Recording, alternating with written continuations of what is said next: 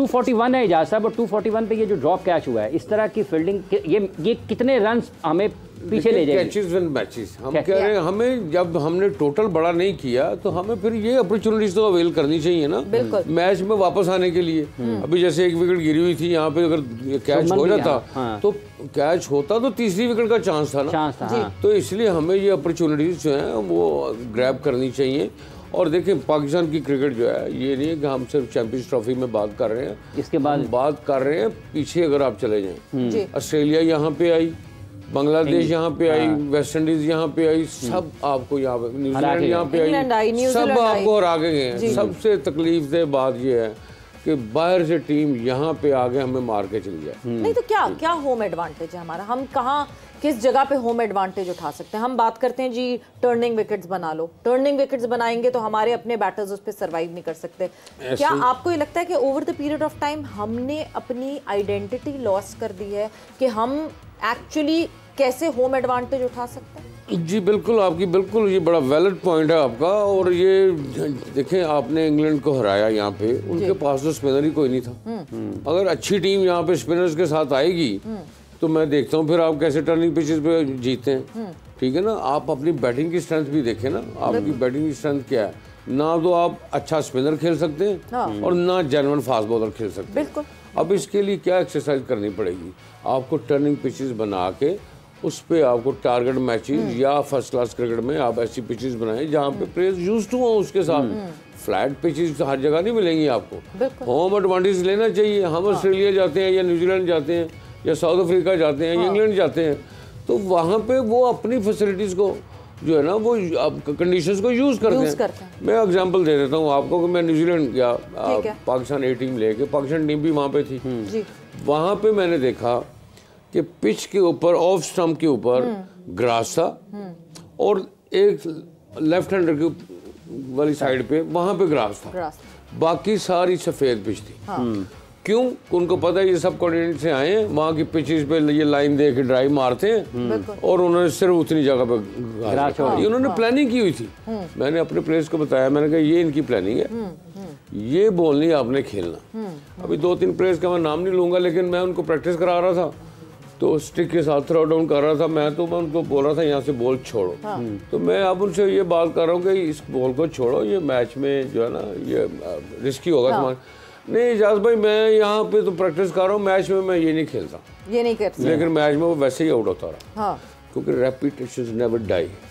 ठीक है ना, आपने आदत बन जाती है आपकी। आपने प्रैक्टिस कर रहे हैं, जैसे स्लैब के ऊपर ये प्रैक्टिस करते हैं, अब स्लैब पे प्रैक्टिस जो है वो कोई ठीक चीज़ तो नहीं है। अगर आपने स्लैब पे प्रैक्टिस करनी है तो आप बाउंसर्स की प्रैक्टिस कर लें, कट शॉट की प्रैक्टिस कर लें, बाउंसर छोड़ने की प्रैक्टिस कर लें। लेकिन अगर आप शॉट ऑफ लेंथ पे रख के स्लैब को और उस पर ड्राइव मारते जाएंगे तो मैच में जैसे ही वहाँ बॉल गिरेगा आप जाएंगे शॉट खेलने के लिए। बट एजाज साहब, मैं एक मुझे बड़ा कंसर्न फील होता है। आपने कहा स्पिनर्स को हमारे बैटर्स अच्छा नहीं खेलते, क्वालिटी फास्ट बॉलर को हमारे बैटर्स अच्छा नहीं खेलते, बॉल नीचे बैठ जाती है तो अच्छा नहीं खेल पाते, बॉल बाउंस हो जाती है तो अच्छा नहीं खेल, मतलब इनकी मर्जी की जब बॉल की लेंथ और बॉल की हाइट होगी तो तभी ये शॉट मार सकेंगे, तभी ये खेल सकेंगे। देखिए बात यह है कि हम देखिए सपोज हम वेस्ट इंडीज जाते हैं खेलने के लिए या ऑस्ट्रेलिया जाते हैं। मैं ऑस्ट्रेलिया में मेरा सबसे अच्छा रिकॉर्ड पाकिस्तानी मेरा ही रिकॉर्ड है वहाँ पे 600 है। मैं ऑस्ट्रेलिया 6 सेंचुरी उनके खिलाफ, लेकिन मैं उसकी प्रैक्टिस करता था।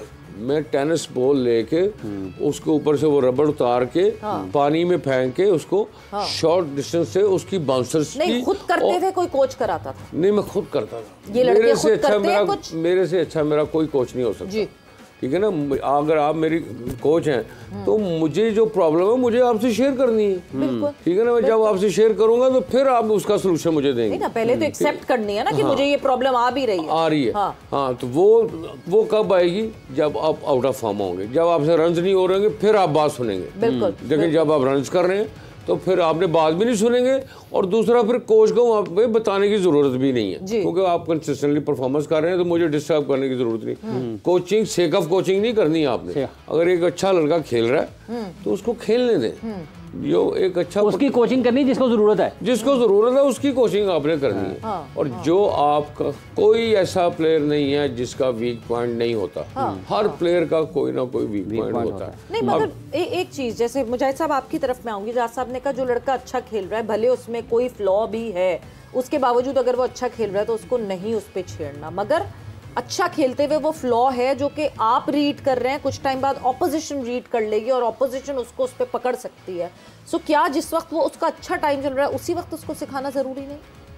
हाँ, ये बड़ा वैलिड पॉइंट है स्पेरा। देखो होता ये है कि हम कहते हैं जी मॉडर्न क्रिकेट में अगर एक हाफिज स्पोर्ट्स सेंचुरी कर रहे हैं, ठीक है, तो 106 या 110 पे बार बार आउट हो रहा है, इसका मतलब है इसको खेलना तो आता है, सेंचुरी भी करनी आती है। अब इसको मैंने 150 170 पे कैसे कन्वर्ट करना है? जैसे विराट कोहली और जो रूट का मुकाबला था, तो एक फिगर आउट किया उन्होंने कि जी जो विराट कोहली है अपने 50 को 100 में कन्वर्ट किस तरह करता है, तो इन्हेंसमेंट शुड बी देयर। रही बात ये जिस तरह इजाज भाई ने बात की कि ये अपने कोच खुद है, ये रियलिटी है, अपने वीक पॉइंट का पता होता है, उसको बेहतर करने का भी मेथड आपको आता है। कई दफ़ा आप थोड़ा सा कोच को एक रिस्पेक्ट देते हैं कि कोच ये मेरे में प्रॉब्लम है, इसको मेरे साथ मिलके काम करें, लेकिन उसमें भी प्लेयर्स की इजाज़त ज़रूरी है। रही बात जो इन्होंने बात की कि हमारी जो प्रॉब्लम है, हमारे वीक पॉइंट्स का अपोजिशन को पता है। अगर हम यहाँ पे बाबर आजम की बात करें तो बाबर आजम को पकड़ ली है क्योंकि वो वर्टिकल बैट से खेलता है, वो उस जगह पे जहाँ पे रन्स करता था अब वो हमें फील्डिंग खड़ी कर देते हैं, जो कि उसको अनऑर्थोडॉक्स खेल नहीं पड़ता है, जो कि उसकी बैटिंग को सूट नहीं करता। तो यही प्रॉब्लम बाबरकारी कर रहा है कि 20-25 रन तो कर जाता है, लेकिन क्योंकि उसके शॉट रुक जाते हैं, जिसकी वजह से उसका जो माइंड सेट है, फोकस थोड़ा सा हटता है और वहीं वो कोलैप्स हो जाता है। एजाज भाई अभी बॉल सीम नहीं हो रहा, जब पाकिस्तान की बैटिंग थी तो बॉल गिरने के बाद सीम मूवमेंट थी, आउट स्विंग भी हो रहा था हल्का हल्का, और वहीं पर बाबर आउट भी हुए जब हार्दिक पांड्या का बॉल था। अब रऊफ बॉल कर रहे हैं तो वो ड्राइव खेल रहा है विराट, लेकिन बॉल सीम मूवमेंट नहीं हो रहा, सीम नहीं हो रहा। बिल्कुल अब थोड़ा सा जब उन्होंने रोलर लिया अब उसके बाद थोड़ी सी पिच बेहतर हुई है। और बॉल पेस के साथ बल्ले में आ रहा है। हाँ जी, पेस के साथ आ रहा है। हमारी कंपैरिजन करेंगे दोनों टीमों का तो हमारी पेस उनसे बेहतर है, हमारे फास्ट बॉलर्स की। दूसरा मैं वापस आता हूँ इस बात पे जो हम बात कर रहे थे कोचिंग की। देखिए मैं बार बार जोर दे रहा हूँ इस बात पे कि ग्रॉस रूट के ऊपर हमें काम करना है, वहाँ पे आपने प्लेयर्स की बेसिक स्ट्रॉन्ग करनी है। जो हमारा डोमेस्टिक का डायरेक्टर है उसका कितना किरदार है? अगर किसी ने ग्रास रूट को उसका मयार बेहतर बनाना है तो जो आपका डायरेक्टर डोमेस्टिक है, अगर वो नंबर्स के ऊपर उसको जाना चाहिए कि मैंने 10,000 मैच करा दिए हैं, 50,000 बॉल खेलेंगे पाकिस्तान के इन मैचेस में, तो ये इससे निकलेंगे प्लेयर्स? नहीं, ऐसा नहीं है। आपने दो चीज़ें को जो ना कंपैरिजन करना है, एक आपने पोटेंशियल देखना है और साथ उसकी परफॉर्मेंस देखनी है। आप हो सकता है लड़के पोटेंशियल तो वो देखेगा ना जिसको क्रिकेट पता होगी, मतलब जो हमारे डोमेस्टिक डायरेक्टर हैं he is not a cricketer. Domestic cricketer जो है उसका ग्राउंड में काम नहीं है, वहाँ पे कोचेस का काम है। देखिए हम अगर ग्राउंड में जाते हैं, सपोज बाबर आया, असद शफीक आया, असद शफीक को मैंने देखा आप बांग्लादेश में टूर पे गए, 7 मैचेस में 250 उसने किए। मैंने पाकिस्तान आके जो प्रेस में भी मैंने दे दिया कि पाकिस्तान को प्लेयर मिल गया। जब मैंने ये बात की तो मुझे वो प्रेस सुन रहा था पीछे खड़ा असद शफीक कहता है एजाज भाई आपसे बात करूं? मैंने कहा हाँ बेटा बोलो। कहते एजाज भाई मैंने तो 250 किए और आपने मुझे इतना हाईली रेट कर दिया। मैंने कहा मैंने तुम्हारी परफॉर्मेंस नहीं देखी, तुम्हारा पोटेंशियल देखा है। और उसी साल उसने पाकिस्तान डोमेस्टिक क्रिकेट में 1300 रन किए और उसका पाकिस्तान टीम में नाम आ गया। आगा सलमान या खुशदिल शाह इस तरह का इम्पैक्ट क्रिएट कर पाएंगे जिस तरह कुलदीप यादव और हमें जडेजा करते हुए दिख रहे हैं। बेसिकली अगर हम इंडियन प्लेयर्स की टेक्निक की बात करें जी, तो अंदर आते हुए बॉल को खास तौर पर स्पिनर्स को बहुत अच्छे से सिंगल डबल करना उन्हें आता है। आर्ट वो इस आर्ट को समझते हैं, क्योंकि फास्ट बॉलिंग अंदर आते हुए बॉल को वो फंसते ज़रूर हैं, लेकिन स्पिनर्स के अगेंस्ट क्योंकि फ्लो बड़ा अच्छा है, अंदर आता हुआ लंबा भी ब्रेक हुआ तो अंदर खेल जाएंगे, अगर थोड़ा सा ब्रेक हो रहा तो मिड विकेट पे खेल देते हैं जी। तो ये तो एज है क्योंकि आपके पास चांस एक ही है इब्रार का, अगर 2 विकेट्स और यहाँ पे इमीडिएटली गिरती हैं तो एक थोड़ी सी एनर्जी आ जाएगी टीम में। अदर हैंड अगर देखा जाए अगर 40 या 30 रन ये पार्टनरशिप लगी तो आप टोटली गेम से ही आउट हो जाएंगे। अच्छा मुजाहिद ये बुरी बॉलिंग नहीं की है मुजाहिद साहब, विकेट टेकर नहीं है मुजाहिद, ये वो तो एक पार्ट टाइम में बॉलर है, आप उससे 5 से 4 विकेट एक्सपेक्ट तो नहीं करती। आप ये कंटेन शायद कर जाए, लेकिन जितने इजीली वो खेल रहे हैं, ब्रेक तो हो नहीं रहा, और यही हुआ बस, जो ब्रेक हुआ उस पर आउट हो गया। जो ब्रेक हुआ वो आउट हो गया। और दूसरी के अच्छा मुजाहिद साहब, अभी आपने एक बात की है कि पार्टनरशिप, इजाज़ साहब ये जो अब रह गए 141 रन, ये जो 141 रन हैं, कितने रन ऐसे हैं जिसके बाद पाकिस्तान जो है अगर विकेट नहीं गिरता तो पाकिस्तान के खिलाड़ी ये सोचना शुरू कर देंगे कि वो मैच से निकल गए? मैं सिंपली एक बात करता हूँ कि अभी हमने पहले डिस्कस की है सारी बात कि हमने 40 से 50 रन कम किए हैं। हम कर सकते थे 280 प्लस कर सकते थे ना। अगर 100 पे भी 2 आउट हैं, अगर आपने वो 40 रन ऐड किए होते तो इस वक्त भी मैच में मजा आता। बिल्कुल ठीक है ना। बात सिर्फ यह है कि हमने कई दफ़ा हम ऐसी चीज़ें कर जाते हैं जो गैप फिल नहीं होते। मेरी तो ख्वाहिश है अल्लाह करे ये 10 बॉलों पे 6 विकेटें गिर जाएं। शुभमन गिल के आउट होने से कोई तसल्ली हुई है? जी बिल्कुल हुई है, मुझे तसल्ली है। उम्मीद बढ़ी है। मैंने देखे पहले भी बात की है कि बांग्लादेश और इंडिया के मैच की एग्जांपल दी है आपको, और वो एग्जांपल मैं दे रहा हूँ यहाँ पे दुबई के अंदर जो वो पिच है, यहाँ पे अगर आपने 40 रन और एक्स्ट्रा किए होते तो मैं देखता फिर इंडिया कैसे जीती। इसका मतलब ये है कि सुनील गावस्कर साहब ने 270 वाला जो हिंसा बताया था, जो मजमुआ बताया था मुजाहिद साहब, वो करीब है। जैसे इजाज़ साहब कह रहे हैं कि उस तक मैच आप लड़ने और जीतने की पोजीशन में होते अगर 270-80 पर जाते। ये मैंने उसी वक्त लिख दिया था कि आप 40 रन शॉर्ट हो गए जब रिजवान आउट हुआ है। उस वक्त 40 रन आप पीछे चले गए। रही बात, अगर सुनील गावस्कर ने ये बात की, अगर आखिरी ओवर में जो 2 छक्के लगे, एक हारिस रऊफ ने मारा और एक फिजिल ने मारा, वो छक्के क्राउड में जाए गिरे। जब क्राउड में बॉल जाता है तो इसका मतलब है कि बैटिंग पिच है, क्योंकि नॉर्मली ऐसी पिचें जो बॉलर को सूटेबल होती हैं वो जाके बाउंड्री के आसपास गिरते हैं। लेकिन क्योंकि जब क्राउड में बॉल जाता है तो इसका मतलब है कि अगर उन्होंने थोड़ा सा रोल ले लिया है तो बैटिंग के लिए बड़ा साजगार हो जाएगी। वो हमें नजर आया जिस तरह के उन्होंने क्रिकेटिंग शॉट मारे, गैप्स में मारे। गैप्स वहीं मिलते हैं जहाँ पे बैटिंग के लिए बड़ी सूटेबल होती है। रही बात, फिर ऑब्वियसली बैटर्स की जो एबिलिटी होती है उसके ऊपर भी डिपेंड करता है। होता ये है कि जब आप 241 डिफेंड करते हो, ये कभी भी नहीं होता कि आप 50 ओवर, या तो आप ऑल आउट करते हो 50 ओवर से पहले जी, या 40-45 ओवर में मैच हार जाते हो। 50 ओवर कभी नहीं होता। नहीं, ऑल आउट तो करना पड़ेगा बिल्कुल, मगर जहां हमें रिजवान जो हैं वो पुरुम्मीद नहीं लग रहे, जहां हमें एजाज साहब पुरुम्मीद नहीं लग रहे, क्या फैसलाबाद के लोग इस वक्त उम्मीद है फैसलाबाद के लोगों में कि नई यूसुफ चीमा साहब ने हमें ज्वाइन इन किया, हमारे कोरेस्पॉन्डेंट फैसलाबाद से, क्या पुरुम्मीद लग रहे हैं लोग या दिल बर्दाश्ता हो गए हैं और हार मान चुके हैं यूसुफ चीमा साहब? देखें, एक बॉल के साथ जो है ना फैसलाबादियों की धड़कन ऊपर और नीचे हो रही है। जब कोई शॉर्ट बॉल आती है और बाउंड्री के पार जाता है तब तक लोगों का मोराल थोड़ा सा डाउन होता है। अलबत्ता ख़वातीन की साइड पे मैं मौजूद हूँ तो ख़वातीन तो बेचारी सब की सब यूँ करके बैठी हुई हैं और दुआ कर रही हैं पाकिस्तान टीम के लिए कि पाकिस्तान टीम जीते। अभी एक विकेट जो है दोबारा से गिरी तो काफ़ी दोबारा से एक्टिव हुए हैं लोग। हमारे साथ कुछ स्टूडेंट्स मौजूद भी हैं, उनसे बात करने की कोशिश करते हैं। क्या एक्सपेक्ट कर रहे हैं मैच में, अब क्या होने जा रहा है नेक्स्ट? आई होप कि हम लोग में भी विन कर जाए, लेकिन होप की हद तक है। आपको क्या लगता है, किससे कोई उम्मीद है कि भाई अब कुछ चमत्कार हो सकता है? अब सिर्फ फरिश्तों से उम्मीद है हमें। फरिश्ते याकीन की मदद करेंगे, ना इनसे कैच पकड़े जा रहे हैं, ना इनसे भागा जा रहा है, ना इनसे बैटिंग सही तरह हुई है। फरिश्ते ही हैं अब बस। आप कुछ कहना चाहेंगे इस वाले से? 1% होप है जो हमेशा से 1% ही रही है। हमेशा पाकिस्तान इंडिया का मैच होता है तो उसमें जस्ट 1% होप ही होती है कि कुछ होगा, जीत जाएंगे, लेकिन यहाँ पे ऐसे कोई चांस नहीं लग रहे। बट वही 1% हो। देखें, उम्मीद सिर्फ 1% की लेके चल रहे हैं, मगर अल्लाह ताला के साथ जो मैं समझता हूँ कि उम्मीदें हैं सबकी कि अल्लाह ताला के साथ कुछ मौजज़ा कर दें, कुछ इस तरह का डिफरेंट हो जाए कि जनाब विकेट्स ऊपर नीचे गिरना शुरू हो जाएं तो एक अलग बात है। ताहम एक भरपूर एहतमाम था, तमाम लोग यहाँ पर आए हुए हैं, भरपूर तरीके से देख रहे थे कि यार चले बॉलर से बैट्समैन से नहीं कुछ हो सका तो शायद बॉलर्स कुछ करते हैं। फिर अभी बॉलर्स ने कुछ अच्छा परफॉर्म किया तो हमारे जो फील्ड के लोग थे उनसे वो कैच वगैरह ड्रॉप होना शुरू हो गए।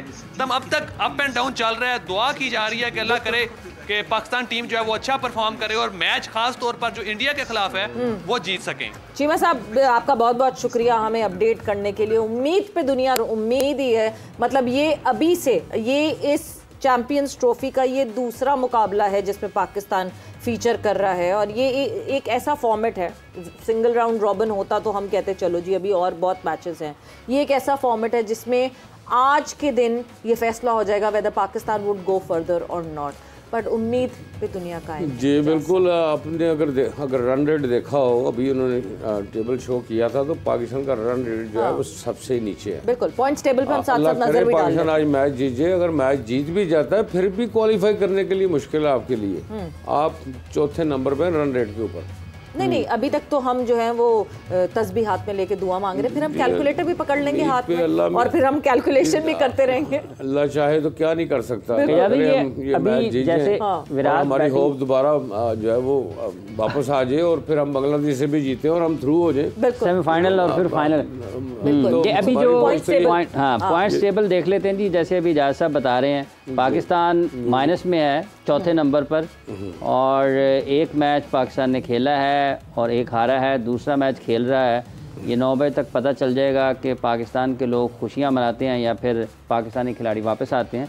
न्यूजीलैंड बांग्लादेश से भी हमारा जो नेट रन रेट है वो नीचे है, क्योंकि अभी तो हमारे सिर्फ जीतने के लाले पड़े हैं नेट रन रेट पे तो हम बाद में चले हम अगर मैच जीत जाते हैं तो फिर हम बांग्लादेश से भी उम्मीद करते हैं कि हम जीते और हम क्वालिफाई कर गए। लेकिन फिलहाल तो हमें वो सिचुएशन नजर नहीं आ रही।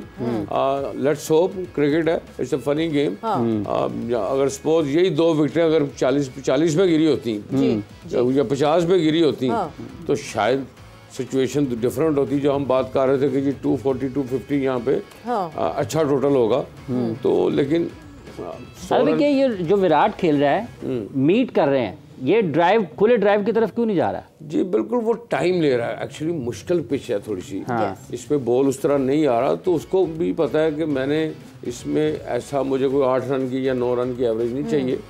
वो टाइम ले रहा है अपना। और विराट उस फॉर्म में भी नहीं है ना, रेगुलरिटी हाँ जी, वो उसके लिए अच्छा मौका है कि आज वो रन करे और वापस आए फॉर्म में। पाकिस्तान के अगेंस्ट तो हमेशा ही विराट कोहली के रन, हमने हमेशा यही काम किया है। जब भी कोई आउट ऑफ फॉर्म प्लेयर हुआ है हम उसको फॉर्म में लेके, हम तो फिल सिमंस को भी बॉलर बना देते हैं। आउट ऑफ फॉर्म हो कोई प्लेयर तो पाकिस्तान के खिलाफ खिला दें, कोई प्लेयर जिसकी रिटायरमेंट करीब हो और उसको खिला दें तो रिन्यू हो जाता है उसका जो करियर होता है। ये तो हमारी खैर सौरव गांगुली भी 5-5 हम इतना बह गए हैं एजाज साहब इस मैच में कि हमने इंग्लैंड और ऑस्ट्रेलिया के हवाले से कोई बात नहीं की। एक बहुत अच्छा बहुत तगड़ा मुकाबला हुआ जो कि कल खेला गया, क्योंकि मैं थोड़ा सा ना जरा इस मैच से प्रेशर अपने दिमाग के ऊपर से भी ऑफ करना चाहती हूँ। इंग्लैंड और ऑस्ट्रेलिया की जब हम बात करें एजाज साहब, ऑस्ट्रेलिया जो कि इतने injured player, main 4 player Australia की इंजर्ड हैं, उसके बावजूद दे कम टू एन इवेंट और उसके बावजूद दे चैलेंज इंग्लिश टीम और 550 पे 550 स्कोर करके जीत जाते हैं। जी बिल्कुल, मैंने अगले पिछले शो में कल हमने बात की थी कि ऑस्ट्रेलिया की जो डोमेस्टिक क्रिकेट है वो बहुत स्ट्रांग है। उनको इन चीज़ों से फ़र्क नहीं पड़ता। अगर आप पास में जाएं तो शेन वॉर्न खेल रहा था तो मगिल भी बड़ा अच्छा बॉलर था, हाँ। बिल्कुल बेस्ट बॉलर था, लेकिन उसका चांस ही नहीं मिला खेलने का उसको, क्योंकि उनके पास वैरायटी ऑफ प्लेयर्स इतनी ज़्यादा है, पोल ऑफ प्लेयर्स इतने ज़्यादा हैं और क्वालिटी क्रिकेट वहाँ पे होती है। जहाँ पे मुश्किल क्रिकेट है जो खेलनी, वहाँ पे से वो टफ टाइम गुजार के, मेरा ख्याल है वार्नर के अलावा अगर आप देखें तो कोई भी ऐसा प्लेयर ऑस्ट्रेलिया की टीम में नहीं आया जो 7-8 साल डोमेस्टिक क्रिकेट नहीं खेला हुआ जी। तो पूरा तैयार करके प्लेयर को वो लेके आते हैं। हम जरा सा थोड़ा सा एक सीज़न खिलाया, आप अभी हिस्ट्री उठा के देख लें, असीबुल्ला को आपने खिलाया, इरफान नियाजी को आपने खिलाया, आप उसके अलावा आपने मोहम्मद वसीम को खिलाया, हारिस को खिलाया, हैदर को खिलाया, कितने सीज़न खेले हैं ये।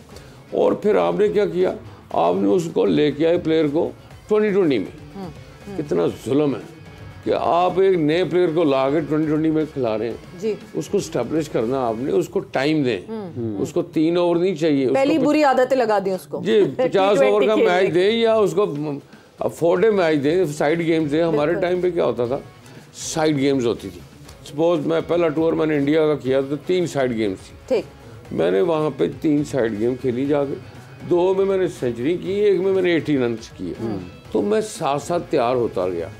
हम भी पाकिस्तान टॉप करके पाकिस्तान टीम में आए थे, लेकिन वहाँ पे भी एक प्रोसेस था जी। पहले मुझे साइड गेम वेस्ट इंडीज के खिलाफ खिलाया, वहाँ मैंने 87 रन किए।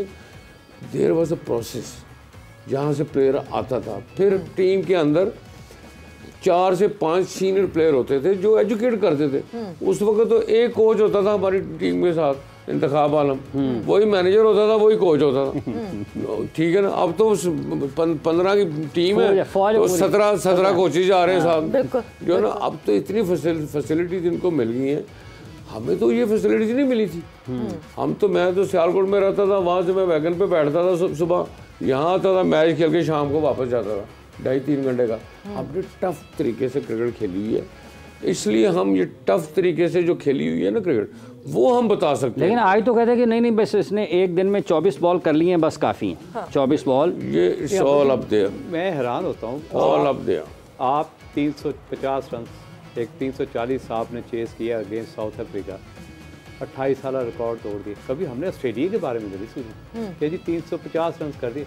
मैं कल किसी भी मौके पे डाउटफुल नहीं था, मैंने कहा अगर ऑस्ट्रेलिया हारेगा तो 2-3 रन से हारेगा इनके, क्योंकि वो हैप्चुअल हैं, उनका जो माइंड सेट है इतना टफ बन चुका हुआ है, क्योंकि वो प्रैक्टिस भी इतनी हार्ड सिचुएशन और क्या कहते हैं ना, वो टारगेटेड, हर जगह पे टारगेटेड क्रिकेट खेलते हैं। और उनके लिए 7-8 रन की एवरेज लेके कैरी करना, या 4 आउट हो गए, फिर आपका जो स्ट्राइक रेट है वो नीचे आ जाना, इन चीज़ों में वो बिलीव नहीं करते। तो उनका डोमेस्टिक स्ट्रक्चर अडॉप्ट करने के लिए तो हम बहुत ही वो थे, बहुत ज़्यादा फोकस थे कि नहीं जी ऑस्ट्रेलिया का डोमेस्टिक स्ट्रक्चर अडॉप्ट कर लेते हैं, मगर जो पूरी प्रैक्टिस है उनकी वो अडॉप्ट करने के लिए हम तैयार नहीं हैं। उस तरह की टफ जो तैयारियां हैं जिससे आपको अच्छे बैटर्स मिलेंगे, अच्छे बॉलर्स मिलेंगे, वो करने को हम बिल्कुल तैयार हैं। एक ही चीज़ है जिस पे आपको फोकस करना है, और उस चीज़ को आप आज से ही मॉनिटर करना शुरू कर दें कि आपने प्लेयर को कॉन्फिडेंस कैसे देना। नोट, जिस तरह आपने बड़ी मेहनत से, देखिए कई प्लेयर ऐसे होते हैं बड़ी मेहनत से तैयार होते हैं, बड़ा क्रिटिसाइज आपको सहना पड़ा